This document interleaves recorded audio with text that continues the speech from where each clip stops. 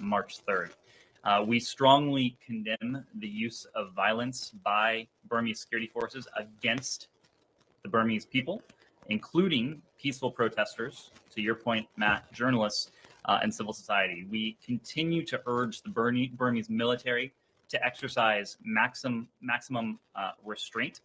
This latest escalation in violence demonstrates the fact of the junta's complete disregard for their own people, for the people of Burma. It is unacceptable, and the world will continue to respond. The United States will continue to respond. We'll continue to respond in tandem with our partners and allies around the world. We've said this before, but it remains true that tens of thousands of Burmese have courageously taken to the streets peacefully to show the strength of their will and the power of their collective voice. We have sought, again, with our partners and allies, to amplify the power of their collective voice. We call on the military to act peacefully and with respect for human rights, including the freedom of expression and peaceful assembly. These are two universal rights that are as applicable in Burma as they are anywhere else. We will continue, as I said, to work with the international community to take meaningful action against those responsible. There will be additional action on the part of the United States. We support freedom of peaceful assembly, including to protest peacefully in support of the restoration of the democratically elected government. And Matt, you asked about the journalists that have been detained. So allow me just a moment on that. We are, of course, aware of the reports that the military has charged additional journalists with crimes. We are deeply concerned about the increasing attacks and arrests of journalists. We call on the military to immediately release these individuals and to cease their intimidation and harassment of the media and others who are unjustly detained for doing nothing more than their job, for doing nothing more than exercising their universal rights. We've said this before in the context of Burma. We've said it before in the context of other countries around the world, but a free and independent media, it plays a critical role in ensuring that people are able to make informed decisions. We call upon the military to work, to allow journalists to work independently and without harassment, intimidation, or fear of reprisal.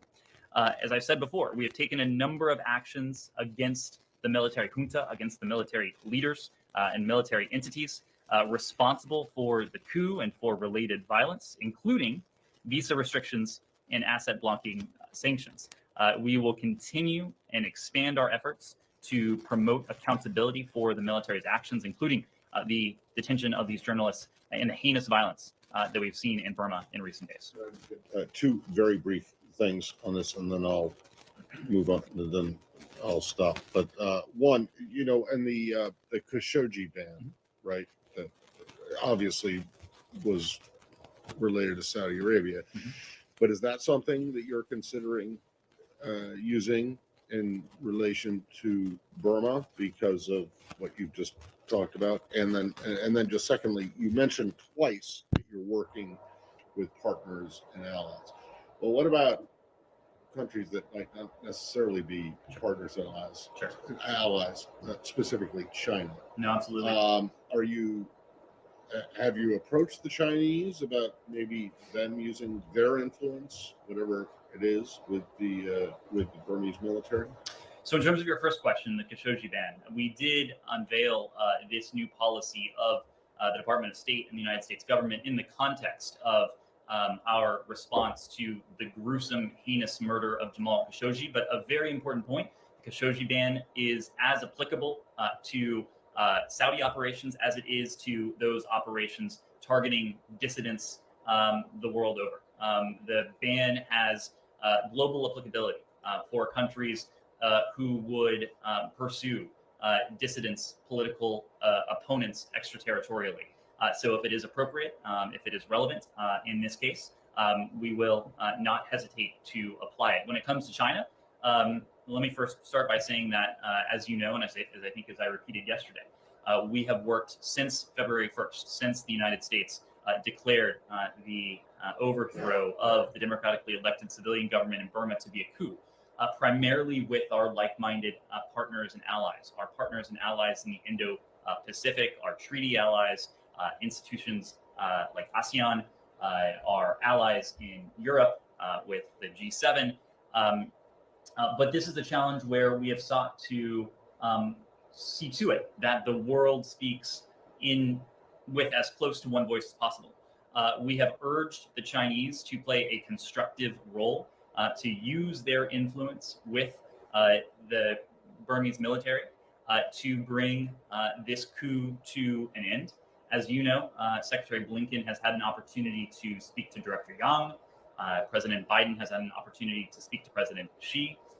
There have been a number of conversations with Chinese officials at different levels, and our message in all of those conversations has been consistent.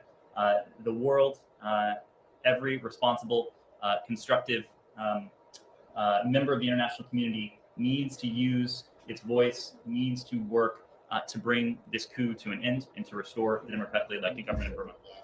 Do you know when the last conversation was with the Chinese about Burma specifically? We've read out many of these conversations. Some of them have taken place at very senior levels, others at lower levels, but we've read out the relevant ones. We'll move this way. Go ahead.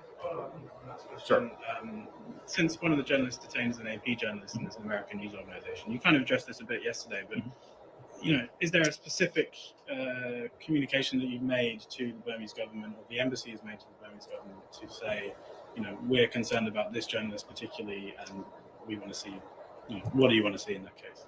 It's not always appropriate, and it's not always helpful for us to speak to specific cases. Oftentimes we can't speak to specific cases out of privacy concerns as well. But the Burmese military should have no doubt, and I can assure you has no doubt, about where the United States stands when it comes to these unjust detentions. I have just repeated it now. We have made it clear in voices that are certainly much more senior than mine from this government. And so there's no doubt when it comes to the Burmese authorities. Yes. Follow up on that a little bit. With respect, the U.S. action so far does not seem to have deterred or caused the military junta to change course. So what more do you think you could do when U.S. sanctions don't really have much of a reach there? And when it comes to China, let's say any other country, but China seems to have the most influence. Is there a specific action you want to see from them? What action could they take that you think would have the most impact in turning this around? Well, I would say a couple things. Number one, when it comes to American actions, this continues to develop. The full story is yet unwritten in terms of our policy response, and I expect and I'm confident that you will see us take additional policy moves to hold to account those responsible for this coup in Burma, for the overthrow of Burma's civilian and democratically elected government. In some ways, though, the more important point is what we are doing with our partners and allies around the world. We know that as the most powerful country in the world, what we do matters. What we do will have important impact. But when we work with our partners and allies, working with them, cooperating with them as force multipliers, as the Secretary has put it, that we can bring to bear much more influence and sway, regardless of the challenge. And that includes when it comes to holding to account those responsible for this coup in Burma. I mentioned this yesterday, but a couple of our close partners, including the Brits, the British government and the Canadian government, have announced sanctions, their own sanctions against Burmese authorities. We continue, Burmese military junta, I should say. We continue to work primarily with our like-minded partners and allies around the world to speak with one collective voice and to act collectively to hold to account those responsible for this. When it comes to China, our message has been very clear. China needs to be a constructive, responsible actor when it comes to the military coup in Burma. Of course, there was a statement that emanated from the UN Security Council several weeks ago now that no country, including China, stood in the way of. We would like to see responsible actors and parties around the world, including the Chinese, continue to condemn this forcefully, and to use appropriate policy responses to hold to account those responsible for this. Response you want to see from China on this? Look, it's not up to us to dictate what any other country does, but we have made very clear to countries around the world, our close partners and allies, and our competitors, our chief competitor in the case of China, what we think a responsible and constructive response might look like. Yes. Anything else on Burma, or should we move on? Iran. Sure. We'll start with Iran, and then we'll go there. Okay, thank you. I was wondering if the U.S. regrets the withdrawal of the European resolution to censor Iran in Vienna, or if you see it as a good way to allow diplomacy to happen, the meeting to happen. Well, I would say, just first of all, that IAEA Director Grossi offered a proposal for Iran to address unanswered concerns regarding its nuclear program. The E3 decided, with the full support of the United States, that the best way to support the IAEA's process was to refrain from putting forward the draft resolution at the meeting of the Board of Governors. We are pleased with the outcome of the IAEA Board of Governors meeting with respect to Iran. The proposal that was put forward by Director Grossi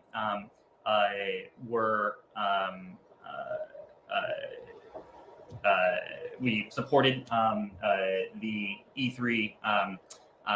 We supported it. We also recognize that the Director General has put forward a realistic schedule, which we understand Iran has accepted when it comes to the next steps. And we will look forward with strong interest for Iran's willingness to engage in a way that leads to credible, concrete progress on these issues. French diplomats told us in Paris today that they are now quite optimistic that the meeting, including the US and Iran, could happen in the next couple of weeks in Brussels. Do you share this feeling? Do you have some feedback about that? What we've consistently said about this is that we are neither optimistic nor pessimistic.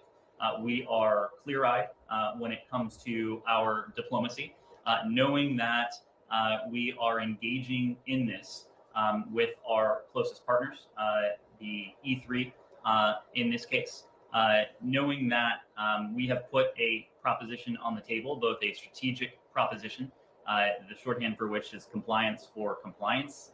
If Iran resumes its full compliance with the JCPOA, the United States will be prepared to do the same, as well as a tactical proposition. And that tactical proposition was one we first talked about last month. That if the EU put forward an invitation, the United States would be prepared to accept in the context of talks, direct talks with Iran and the P5+1. Again, we're not dogmatic about the format. What we are dogmatic about is our overarching objective, and that is to ensure that Iran is subject to permanent, verifiable restrictions that prevent Iran from ever obtaining a nuclear weapon.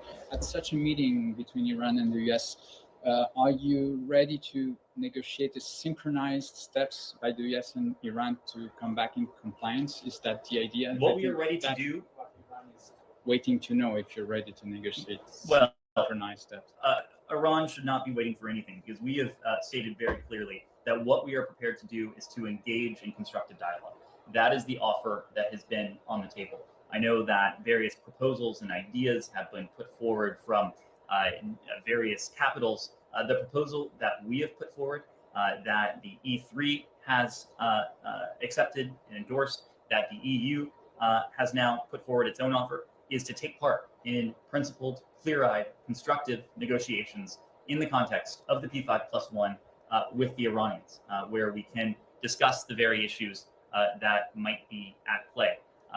Again, if there are other proposals for formats, we are open to those, but what we are going to be rigid about is our recognition about what we seek, and that is very simple. Permanent, verifiable limits on Iran's nuclear program, limits that permanently prevent Iran from ever attaining a nuclear weapon. Secretary Clinton yesterday talked about the two foreign policy achievements under Obama Biden administration. One was the Iran deal. Are you at all worried that this sort of you go first and getting entangled in who takes the first step will result in, and precious time lost, in a collapse of a deal under your watch, something that didn't happen under Trump administration, even though they tried very hard. Are you worried about that? Well, I think I would take issue with the premise of the question. It was under, it certainly hasn't been since January 20th that the United States has withdrawn from the deal. It certainly hasn't been since January 20th that Iran has distanced itself from the requirements imposed by the JCPOA. What we are concerned about is the idea that Iran would remain unconstrained by nuclear limits that are verifiable, limits that permanently prevent Iran from obtaining a nuclear weapon. That is why we are approaching this challenge with urgency. That is why, from essentially day one, we have taken on the task of undertaking those consultations with partners, with allies, with members of Congress. That culminated a couple weeks ago now in our offer that the EU put forward to take part in direct talks with the Iranians in the context of the P5+1. So look, I think when if you want to dissect what happened with the JCPOA, you have to start well before January 20th. What we are focused on is ensuring that we get back to a point where Iran is permanently and verifiably constrained, and to a point where Iran can never acquire or produce a nuclear weapon. Incoming Deputy Secretary, likely incoming Secretary, Ambassador Sherman, said in 2009, "I would be shocked if Iran agreed to a meeting without some sanction relief." What makes you think that is not the case now? 2009 is very different from 19. I'm sorry. I'm sorry, I misheard you. Look, the point we have been making is the point I would remind you of, and namely that there have been various proposals that have been put on the table. We feel that the best place to address those proposals is in direct diplomacy with the Iranians that we are willing to undertake in the context of the P5+1. The EU has offered to convene these talks. We had accepted that invitation. I understand we are still waiting to hear from the Iranians. But all these questions about the details behind the strategic proposition that President Biden has put forward, this proposition of compliance for compliance, the best place to address that is through the context of diplomacy. One last one on visa restriction, because absent in these conversations is the impact of the previous administration's policy on Iranian people. Other than sanctions, the Muslim ban has been removed, but a lot of other policies remain. One of which is, Washington Post reported a few days ago, the people, many young men in Iran are forced to do their military service in IRGC. And since the designation, there's a letter from U.S. Embassy in Dubai, in Abu Dhabi, telling one American who's trying to bring her husband to the United States that you did your military service in IRGC, therefore you cannot join your wife and your child. There seems to be a continuation of implementation of those policies under Trump administration.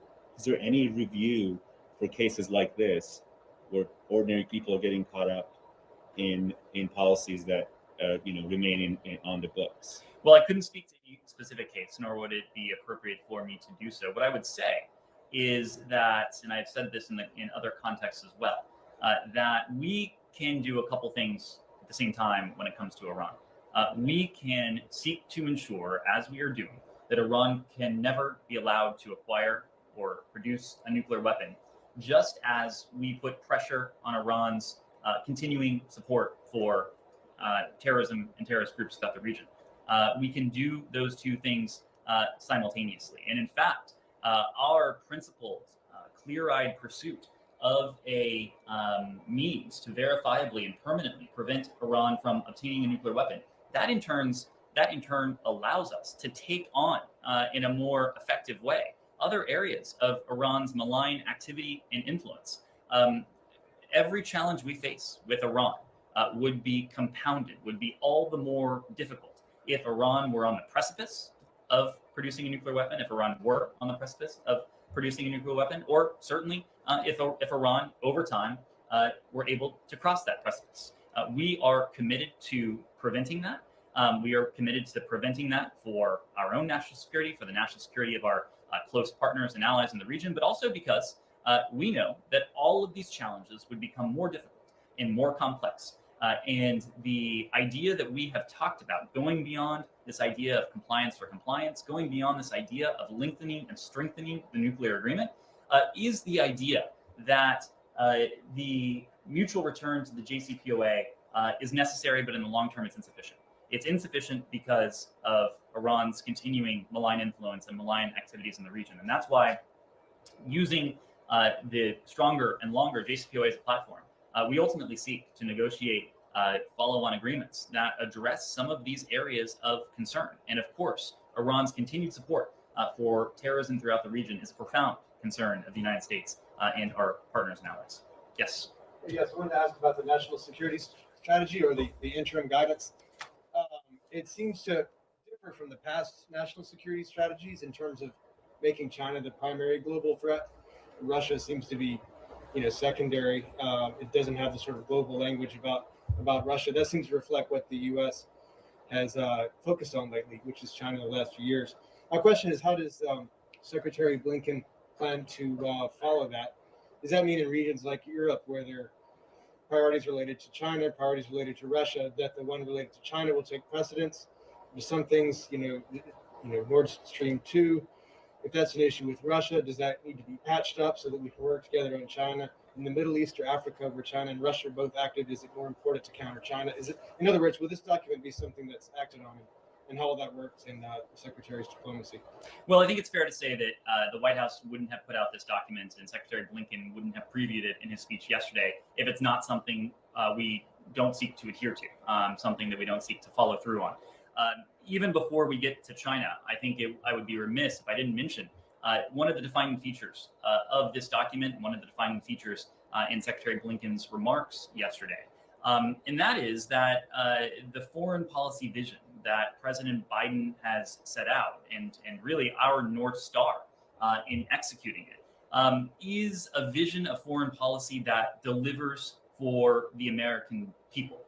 At every step of the way, at every crossroads, we seek to make their lives more secure, create opportunities for them and their families, and to tackle the global crises that are increasingly shaping their futures. I believe the National Security Advisor has put it this way, that there's one simple question we should ask ourselves at every single policy decision: is what we are doing making the lives of the American people safer, easier, and better? And that's precisely what this policy sets out. It seeks to bridge that longstanding and in some cases wide chasm between domestic policy and foreign policy. Now, one of those issues that is really at the nexus of the domestic and the foreign is China.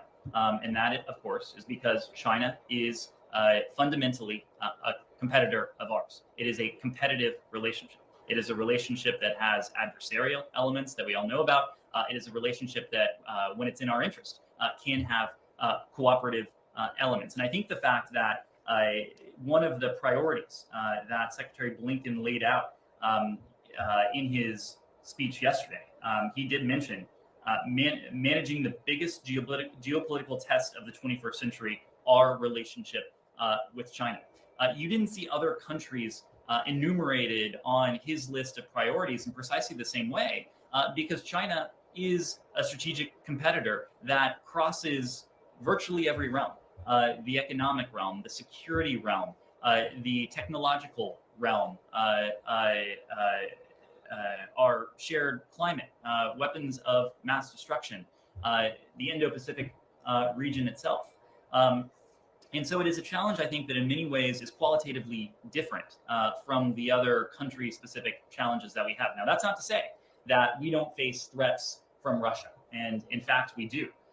We, of course, just this week spoke about our actions against Russian government entities for their grave violation of human rights of their own citizens. The Director of National Intelligence is undertaking a number of reviews into Russia's malfeasance, including its interference in our elections, the reports of bounties on American service members in Afghanistan, the SolarWinds cybersecurity breach. So we are clear-eyed about the threat that Russia poses, and Russia also seeks to gain influence in regions that are somewhat farther afield from the Russian Federation. But Russia doesn't pose or have the ability, I should say, to pose quite the same challenge that China does, given the way in which the China challenge transcends, I would say, these various realms in ways that other country-specific threats don't always do. So does that mean, like in Region X, when it comes to China, the secretary will follow the course that is most useful in competing with China in Region X, rather than whatever other influences? No, I think that the way to think about it is that the secretary or the president in Region X, Y, or Z will pursue what's in our interests and what's consistent with our values. And in many cases, what is in our interests and consistent with our values will be to push back on adventurism on the part of Russia or China. But I would hesitate to apply a cookie cutter model to it because each situation, each region is going to be somewhat different. What isn't different is that across the globe, we recognize this competitive relationship with China. Our strategy is one that seeks to compete and to outcompete with the Chinese across the board. And to what the secretary said yesterday, to what the interim strategic guidance said yesterday, we do that knowing that we have these unique sources of strength that truly no other country around the world does. It's our values. It's our system of alliances and partnerships. But it is also our sources of domestic strength. What we bring to the table as the American people, from our innovation, from our creativity, from our vibrant economy. And those are sources of strength that China can't match, that Russia can't match. And that when we bring them fully to bear, that task of competing and ultimately outcompeting with Beijing becomes all the more achievable. And the first question was Nordstream 2. Mm-hmm. And I'm just curious, there's another report today about yet more ships or another ship that was not sanctioned, but that is involved in laying the pipeline. And I'm just wondering, the secretary is supposed to go up to the Hill next week to the House Foreign Affairs Committee. Are you asking a question, or are you looking for? Wanting to know if he's going to be able to tell them anything about adding additional sanctions onto. And I see Nick is standing up. We still have a lot of other stuff to go through, including Yemen, Lebanon, refugees. And I also have a question on Bahrain. So maybe he should sit down because you're going to have to go through all of this. We'll let Nick assume whatever posture he would like. So on Nordstream 2, we have spoken about the report that we submitted to Congress in recent days. That report to Congress did detail the sanctionable activity of KBT Rus, an entity knowingly selling, leasing, or providing the vessel Fortuna for the construction of the Nordstream 2 pipeline. It was the department's analysis and determination that the Fortuna was engaged in just the sort of activity that was prescribed in the Protecting Europe's Energy Security Act, or PISA. Now, of course, this is not the end of the story. Every 90 days, we are required to provide Congress with an update of our analysis and our determination of relevant and applicable sanctionable activity in the context of Nord Stream 2. So again, if we determine that other entities are engaging in sanctionable activity, as outlined by PISA, the congressional legislation, we will report that to Congress going forward. I believe the next report is due to Congress in May. PISA. Yeah, but there's another PISA. Okay. PISA and PISA. Please. Okay. My Bloomberg colleagues had a story earlier today saying the administration is thinking about sanctioning the central bank chief. Can you speak to whether that's the case, and also whether the State Department remains concerned about what appears to be, continued protests, obviously, but also concerns about corruption and embezzlement in Lebanon. To your second question, we are closely monitoring the situation in Lebanon.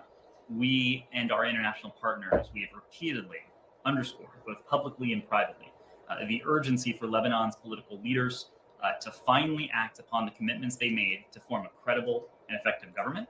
The United States supports the Lebanese people in their continued calls for accountability and the reforms needed to realize economic opportunity, better governance, and an end to the endemic corruption, much of which has fueled what we've seen in Lebanon in recent days. I wouldn't want to get ahead of things. I wouldn't want to preview or speak to any potential policy responses at this time.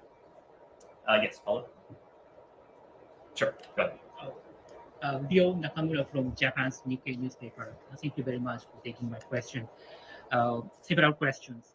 There are reports that Secretary Blinken will visit Japan, and the U.S. and Japanese governments are considering having 2+2 security dialogue in Japan. Could you confirm this report? I'm not in a position to confirm any reports of travel at this time. I think what is true and what I can confirm is our deep commitment to the Indo-Pacific region. Obviously, the Secretary has had an opportunity to speak with many of our close counterparts, including our treaty allies in the region, other partners in the region. I think you'll see us continue to demonstrate our commitment to the Indo-Pacific going forward. Question. I would ask you about the importance of in-person meeting in the U.S. diplomacy. What do you think is the difference between in-person meeting and virtual meeting in terms of messaging? Do you regard in-person meeting as a better way to demonstrate the strength of the U.S. strength of partnership with American allies? It's a really interesting question, and it's one we've thought about. Obviously, the pandemic and our current reality poses any number of challenges for daily life, but also for the conduct of diplomacy. It has heretofore prevented us from the Secretary traveling around the world. I know that the Secretary has been itching to get on the road and to conduct that diplomacy in person. But of course, our priority is not only to the health and safety of our own staff, but also to those with whom we would come into contact. And so, of course, we are cognizant to ensure that we are operating consistent with relevant guidelines. I think at the same time, the pandemic does also afford us opportunities, or at least the opportunity to explore new diplomatic opportunities. And you saw the Secretary do that last week when he embarked on his first virtual trip to Mexico and Canada. It would have been a very long day had Secretary Blinken physically traveled to both Mexico and Canada last Friday, but he was able to engage in bilateral diplomacy with our North American partners from the confines of the Benjamin Franklin room. It was a long day anyway, that's true. Not quite as long. So we are looking for ways to take advantage of technology where appropriate. I think over the longer term, no one is under the illusion that technology is going to be a substitute, nor should it, for the conduct of face-to-face diplomacy. But we have been trying to make lemonade out of the lemons that the pandemic has delivered to us. Yes. Question on Yemen. The Houthis have now claimed another attack on Saudi Arabia.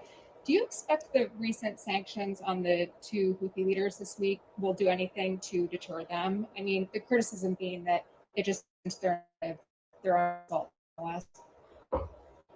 Well, you're right that we will continue to hold the Houthi leadership to account for their reprehensible conduct, including for continued attacks against our Saudi partners. I think over the longer term, what not only the United States, but also Saudi Arabia and other countries in the region recognize, what we certainly recognize, is that there is not a military solution to the conflict in Yemen. I think that is growing increasingly clear the world over. It is precisely why President Biden, in one of his first major national security appointments as president, appointed Tim Linderking as a special envoy for Yemen. It is precisely why Tim Linderking has been on the road for much of his time in that role to support, in large part, what UN Special Envoy Martin Griffiths has sought to do. And so I think just as we continue to put pressure on the Houthi leadership, we are going to continue to work with all relevant parties to see to it that we can achieve a durable and a lasting, first a ceasefire and a durable and lasting political settlement. Ultimately, that is what will bring an easing of the humanitarian suffering to the people of Yemen, and what will also, I think, lead to a more stable Yemen and ultimately a more secure Saudi Arabia as well. Yes. A couple questions on Ethiopia. The Prime Minister's office announced yesterday that they are investigating what they say are credible reports of atrocities. Do you think that is enough? You previously called for an independent international investigation. Do we think that is enough? Is that enough that they would conduct their own?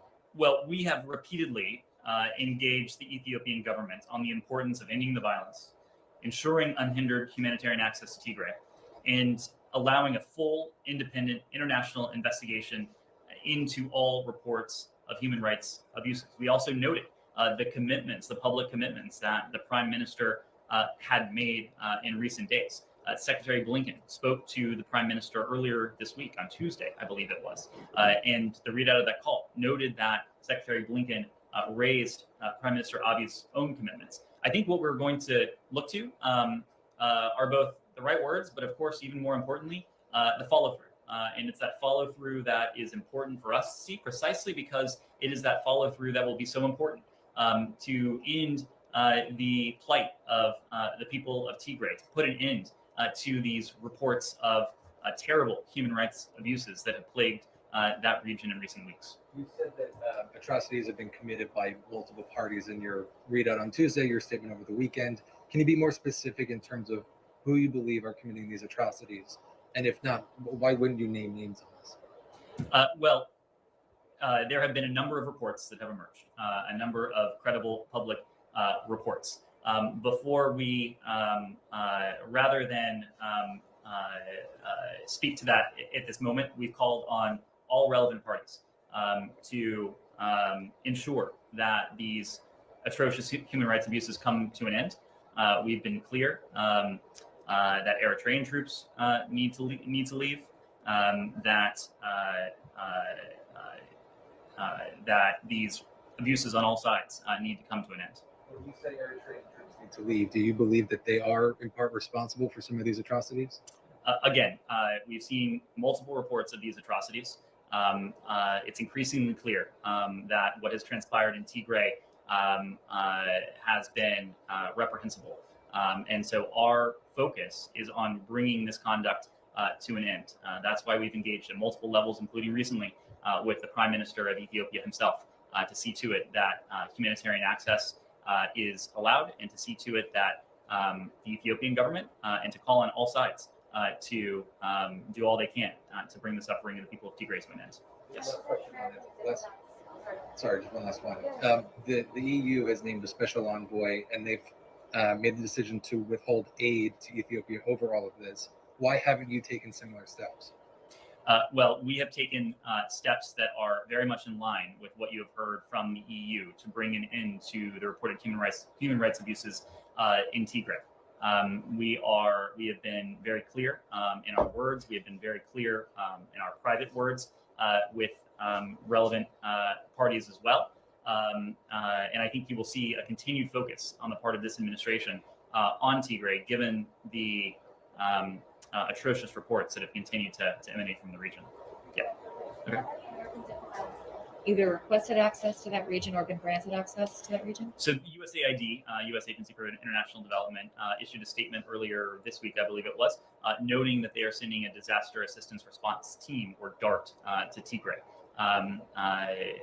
So we are very much engaged in doing all we can to facilitate and to provide some of this humanitarian relief to the people there. Yes. It's been a while for ceasefire to stay in effect, but peace is tenuous. And I'm curious if you've had any specific conversations, what Secretary Blinken is going to do to ensure or try to ensure that the ceasefire maintains. Well, I think we said this yesterday, but it is true that we have continued to follow very closely developments in Jammu and Kashmir. Our policy towards the region has not changed.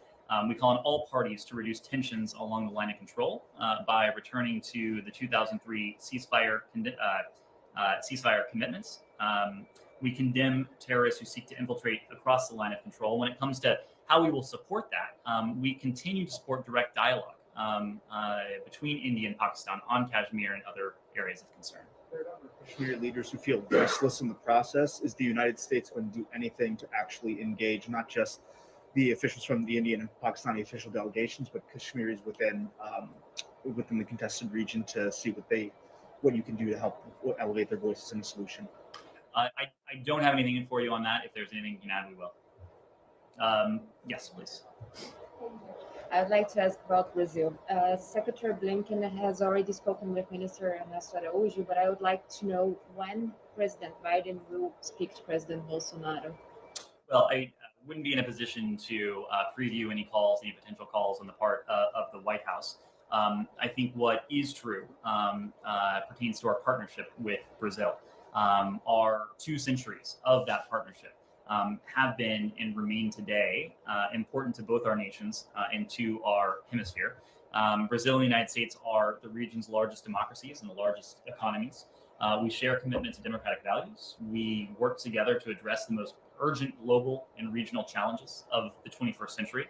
Our partnership is important to both our nations and the entire region, in fact, and it's based on shared commitments to democratic values that, again, span nearly 2 centuries. Also, the Brazilian Foreign Minister said this week that President Bolsonaro will make efforts to attend the Earth Summit in April. So I'd like to ask, what kind of commitments does the United States expect from Brazil for Brazil to make during that meeting? Well, that is obviously for Brazil to decide and to announce themselves. I think what is true is that the President, Secretary of State, Special Envoy for Climate, John Kerry, they're focused on advancing action at home and around the world to reach net zero emissions globally by mid-century and to keep the limit of 1.5 degrees Celsius average temperature increase within reach. And when, in order to achieve that goal, partnering with Brazil is critical to effectively tackling the shared global challenge of climate change.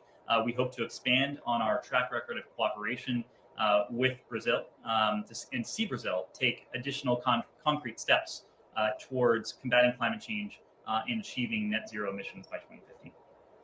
Last question, if I could. Does the U.S. government see the current state of the pandemic in Brazil as a threat? Well, we see the pandemic around the world, in every country, as a potential threat. And it is precisely because as long as the pandemic continues to rage, no one can be safe from it, as we have seen with the development of various variants around the world. Until the pandemic is controlled, until it is contained, we can't achieve our end goal of putting this pandemic to an end. That is precisely why, on his first day in office, President Biden re-engaged with the World Health Organization, recognizing that, again, this is one of those challenges that the United States can put a dent in, but we can't certainly solve on our own. It's precisely why you heard from President Biden of our $4 billion commitment to the COVAX facility, including $2 billion in the near term. Knowing that for the United States, in the first instance, we're focused on getting a safe and effective vaccine to millions of Americans here at home. But there's also a broader task, and Americans won't be safe. No other country will be safe as long as the pandemic continues to spiral, and that's what we seek to put an end to. Plan on helping Brazil with that, with vaccines as well? Well, again, we have been engaged with the international community. We have re-engaged with the WHO. We have made a substantial commitment to the COVAX facility in the first instance in the form of $2 billion. So we are doing what we can to alleviate this global pandemic. The WHO mission to Wuhan to investigate the origins of the virus. There's reporting in the Wall Street Journal today that they're considering not even publishing the interim report on that. At the time, you said that you were waiting to see the data. Did you ever get the full data from that team? And there's also calls today for a new international inquiry, basically start again because this one doesn't seem to have been given access in the right way. Does the US support that calls for a new inquiry? Well, we haven't seen the findings in question. Of course, aware of the report that the findings, that the interim findings won't be released publicly. What we've made clear for several weeks now is that we have deep concerns about the way in which the early findings of the COVID-19 investigation were communicated, and questions about the underlying process used to reach them. We believe, and you saw a statement from the National Security Advisor to this effect a couple weeks ago now, that it's imperative that this report be independent, with expert findings free from intervention or alteration by Chinese government authorities. And to better understand this pandemic and prepare for the next one, we know, and we've continued to call upon China to make available its data from the earliest days of the outbreak. The important point here is that it is not just about understanding what happened when it comes to the origins of this pandemic. It is about learning and doing, being positioned to do everything we can to protect ourselves, the American people, and the international community against pandemic threats going forward. That's why we need this understanding. That's why we need this transparency from the Chinese government. I think you can dispatch with very quickly. One is on Bahrain. Yesterday, we spent a lot of time talking about the Middle East here. Yesterday, there was a letter that was sent to the secretary by some human rights groups about the situation in Bahrain, which has not come up in this briefing.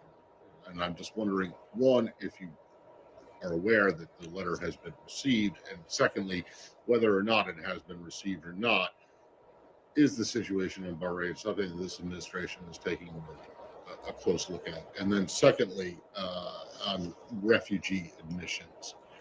There are reports today, there's one on CNN about some refugees who were booked on flights to come, even including today, but because the presidential determination has not yet been sent to the Hill, they were basically removed from these flights. So I'm just wondering if you can update us on, one, if you're aware of these reports, and two, what, if anything, is being done.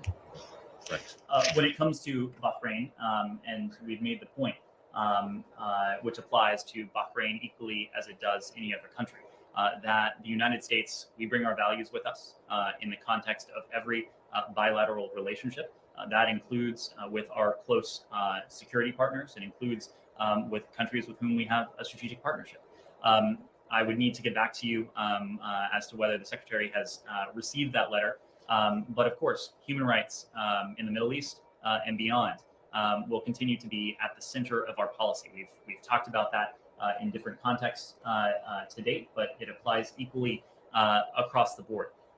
When it comes to refugees, of course, the president believes, Secretary Blinken believes that it is very much in our DNA to be a country that welcomes those fleeing persecution, welcomes those fleeing violence the world over. It's precisely why discriminatory travel bans were done away with. It's precisely why the president spoke early on of his commitment to the United States refugee program.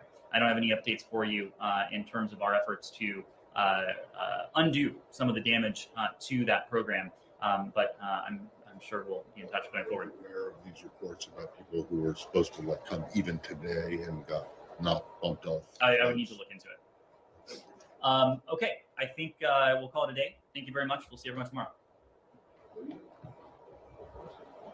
Yeah, we'll get home.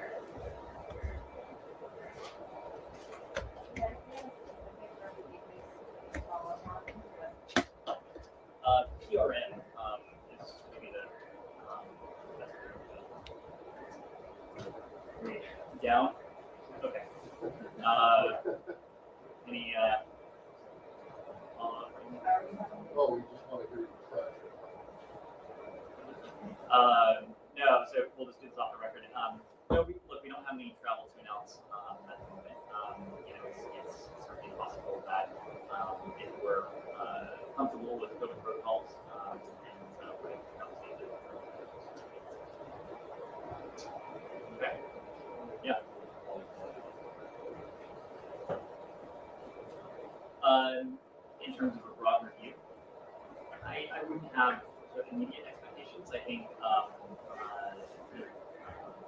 you will see us, if there is an opportunity to reaffirm our commitment to the Indo-Pacific, and we've seen a lot of talk to China. Good boss. That's a wrap. Cool. Have a good one, man. Thanks a lot, man. You got it. See you Take care. tomorrow. It's a virtual briefing tomorrow, or a phone, so you won't. He's not going to be here? No. So will there be a monitor up or something? No, I don't think so. I still have to be here. So. Well, I'll just shoot a wide shot. And go to the cafeteria, hang out, because it's not happening in here. They just do it over the phone. Yeah. All of these are things. Well, in case something pops up, that's my job. There you go. Everybody's got to be somewhere. And you know what? When some of the guys, if they get this assignment in the previous administration, they just hung out outside the car. Yeah. And they never checked continuity. No, of course. No, there was never This is anything this is happening. I something mean, it's so rare. But you know what I'm saying? If something pops up and there's a problem, that's your ass. Right. No, Mine I is whoever's understand. shooting. So Yeah. I'm old school. So Come there, check continuity, all aspects. hang out with whoever's good. Sit in the car, go sit in the cafeteria, get There a you good go. cup of coffee. But I've got all my expenses and all my other admin done, so that's There it. you go. All right. Have a good one. Take care now.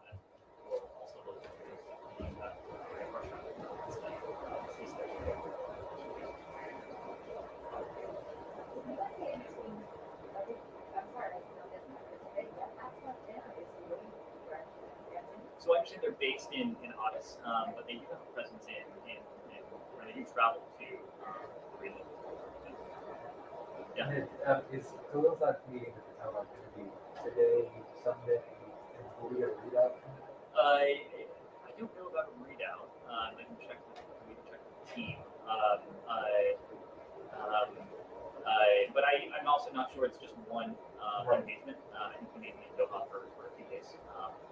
So has the first one happened already? That is a good question. I don't know. We'll let you know.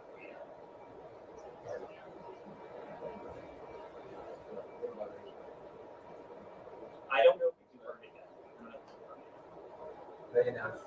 Oh, okay. Well, if they've announced it, we've confirmed. Oh, okay. Okay.